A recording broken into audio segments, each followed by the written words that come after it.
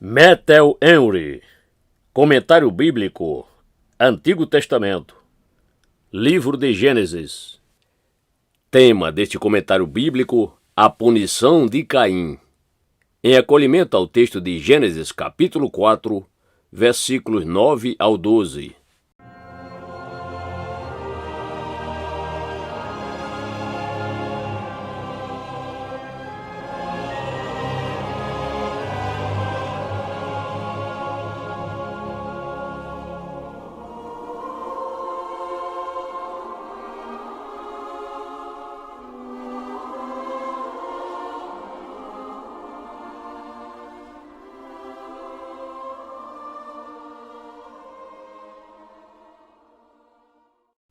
E disse o Senhor a Caim: Onde está Abel, teu irmão?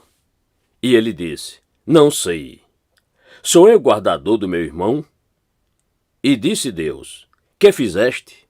A voz do sangue do teu irmão clama a mim desde a terra. E agora maldito és tu desde a terra, que abriu a sua boca para receber da tua mão o sangue do teu irmão. Quando lavrares a terra, não te dará mais a sua força. Fugitivo e errante serás na terra. Gênesis capítulo 4, versos 9 ao 12.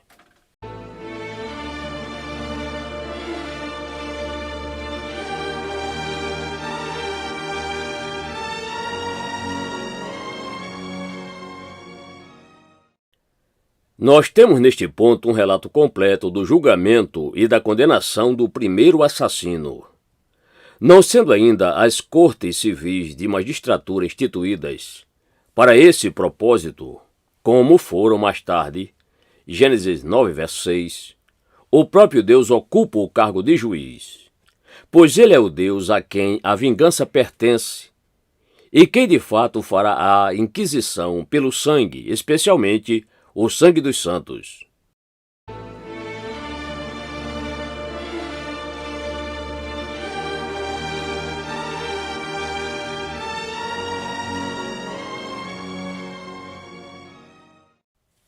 Observe, ponto número 1.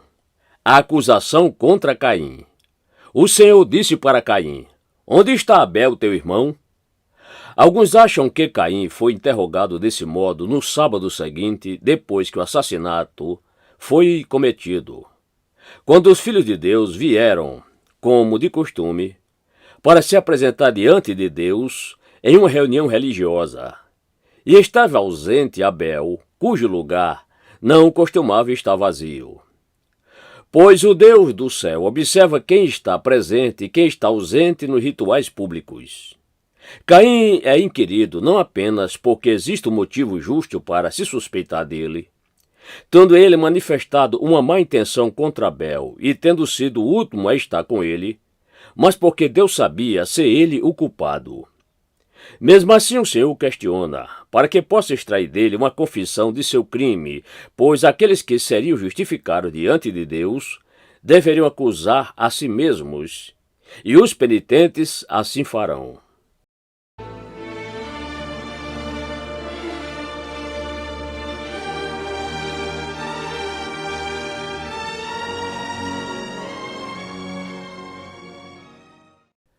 Ponto número 2. O apelo de Caim. Ele se declara inocente e acrescenta rebeldia ao seu pecado. Pois, primeiro, ele se esforça para encobrir um assassinato deliberado com uma mentira deliberada. Não sei. Ele sabia bem o suficiente o que havia acontecido com Abel e ainda assim teve o descaramento de negar isso. Dessa forma, em Caim, o diabo era tanto um assassino quanto um mentiroso desde o princípio. Veja como as mentes dos pecadores são cegas e seus corações endurecidos pela falsidade do pecado. São estranhamente cegos aqueles que pensam ser possível ocultar os seus pecados de um Deus que a tudo vê. E são estranhamente flexíveis aqueles que pensam que vale a pena escondê-los de um Deus que perdoa apenas aqueles que confessam as transgressões que cometeram. Segundo, ele imprudentemente acusa seu juiz de estupidez e injustiça por colocar essa questão para ele: Sou eu guardador do meu irmão? Ele deveria ter se humilhado e dito: não sou eu o assassino de meu irmão? Mas ele tenta se impor diante do próprio Deus como se este lhe tivesse feito uma pergunta impertinente, à qual ele não estava, de modo algum, obrigado a dar uma resposta. Sou eu guardador do meu irmão? Certamente ele tem idade suficiente para cuidar de si mesmo, nem eu jamais me encarreguei dele. Alguns entendem que Caim estivesse censurando tanto a Deus como a sua providência, como se ele tivesse dito: não és tu o guardador dele? Se ele desaparecer, sobre ti recai a culpa, e não sobre mim, que nunca me responsabilizei por tomar conta dele. Note que uma preocupação caridosa por nossos irmãos, como seus protetores, é um grande dever, que é estritamente requerido de nós, mas que é geralmente negligenciado.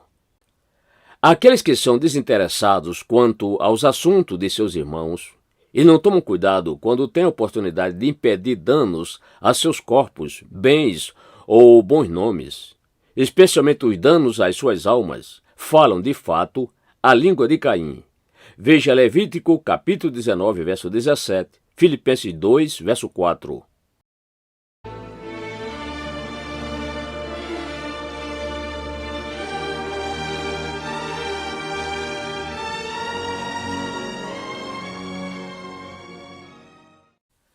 Ponto número 3. A condenação de Caim, verso 10. Deus não deu uma resposta direta para a sua pergunta, mas rejeitou o seu argumento como falso e frívolo. Que fizeste? Fazes disto algo sem importância, mas consideraste o quanto isto é mau, quão profunda é a mancha e quão pesado é o fardo dessa culpa? Tu pensas em ocultar isso, mas é em vão. A evidência contra ti é clara e incontestável.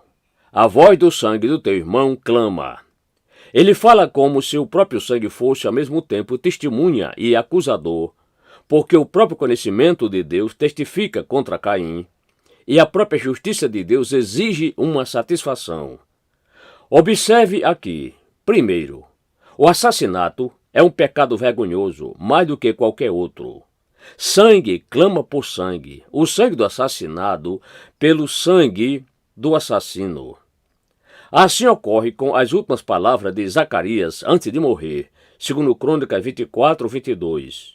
O Senhor o verá e o requererá. Ou naquelas das almas sob o altar, Apocalipse 6, verso 10. Até quando, ó verdadeiro e santo dominador? Os sofredores pacientes clamam por perdão. Pai, perdoai-os. Mas o seu sangue clama por vingança. Embora eles se mantenham calmos, o seu sangue mantém um clamor alto e constante, para o qual os ouvidos do Deus justo estão sempre abertos. Segundo, é dito que o sangue clama desde o solo da terra, da qual é dito que abre a sua boca para receber da mão dele o sangue do irmão. Verso 11. A terra, como deveria, ruboriza ao ver a sua própria face manchada com tal sangue, e então abriu a sua boca para esconder aquilo que ela não pode impedir. Quando o céu revelou a iniquidade de Caim, a terra também se levantou contra ele. Jó 20, 27. E gemeu a ficar assim sujeita à vaidade. Romanos 8, versos 20 e 22. Caim, é provável, enterrou o corpo e o sangue para ocultar o seu crime. Mas a verdade será descoberta. Ele não os enterrou tão profundamente, pois o clamor deles alcançou o céu. Terceiro, no original a palavra está no plural, o sangue de teus irmãos. Não apenas o sangue dele, mas o sangue de todos aqueles que pudessem ter descendido dele. Ou o sangue de todas as sementes da mulher, que, de certo modo, selariam a verdade com seu sangue. Cristo coloca tudo em uma única conta. Mateus 23, 35. Ou porque foi mantida uma contagem de cada pingo de sangue derramado.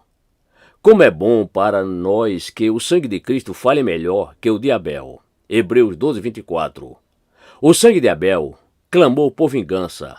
O sangue de Cristo clama por perdão.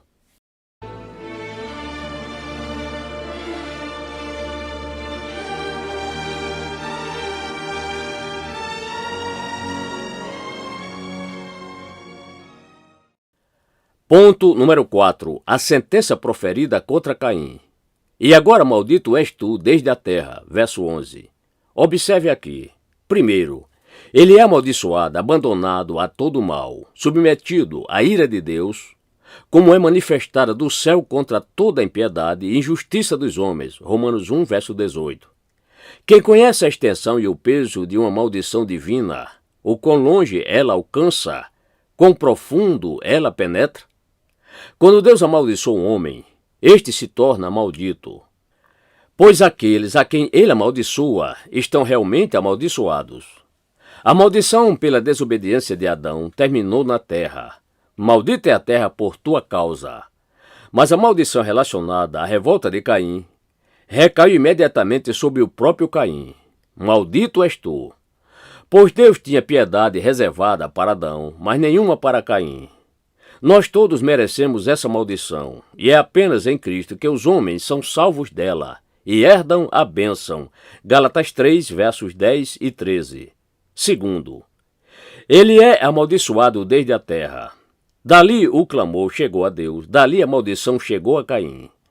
Deus podia ter se vingado através de um golpe imediato, enviado do céu pela espada de um anjo ou através de um raio. Mas o Senhor optou por fazer da terra o vingador do sangue, para fazê-lo permanecer na terra e não removê-lo imediatamente, e ainda assim fazer até mesmo disso a sua maldição. A terra está sempre próxima de nós e não podemos fugir dela.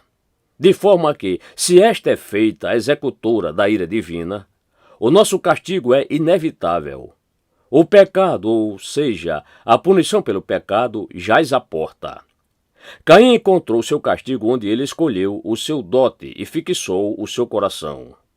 Duas coisas nós esperamos da terra, e por causa dessa maldição, ambas são negadas a Caim e tiradas dele. Alimento, ou seja, o sustento, e fixação, a nossa moradia. O alimento ou o sustento extraído da terra é aqui retirado dele. É uma maldição contra ele, em seus prazeres e particularmente em sua ocupação. Quando lavrares a terra, não te dará mais a sua força. Note que cada criatura é para nós o que Deus a torna. Um conforto ou uma cruz, uma bênção ou uma maldição. Se a terra não nos der mais a sua força, nós deveremos reconhecer a justiça de Deus nisso. Pois nós não demos a nossa força a ele. A terra foi amaldiçoada anteriormente para Adão, mas foi agora duplamente amaldiçoada para Caim. A parte dela que lhe cabia e a qual ele ocupara foi tornada infrutífera e desconfortável para ele por causa do sangue de Abel. Note que a maldade dos maus traz uma maldição sobre tudo o que eles fazem e sobre tudo o que eles têm. Deuteronômio 28, 15 e versos seguintes. E essa maldição amarga tudo o que eles têm e os desaponta em tudo o que fazem. A fixação na terra é, aqui, negada a Caim. Um fugitivo e vagabundo serás na terra. Por isso ele estava condenado. A desgraça eterna e a repreensão entre os homens. Sempre serei considerado como uma coisa vergonhosa abrigá-lo, conversar com ele ou demonstrar-lhe qualquer tipo de ajuda. Ele agora era, justamente, um homem que estava despojado de toda bondade, detestado e abandonado por toda a humanidade, e que havia se tornado infame, para angústia perpétua e horror em sua própria mente. Sua própria consciência culpada o assombraria onde quer que ele fosse, e o tornaria Magó-Missabib, um terror por toda parte. Que descanso, que paz pode encontrar aqueles que levam em seu peito a sua própria perturbação, onde quer que vão? Aqueles que têm tal sorte devem necessariamente ser fugitivos. Não existe na terra fugitivo mais impaciente do que aquele que é incessantemente perseguido por sua própria culpa. Nenhum errante mais vil do que aquele que está sob o comando de suas próprias luxúrias.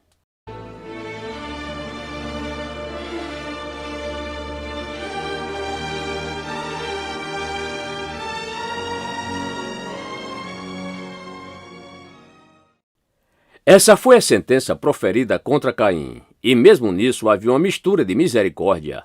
na medida em que ele não foi imediatamente isolado, mas lhe foi dado tempo para se arrepender. Pois Deus é paciente para conosco, não desejando que ninguém pereça,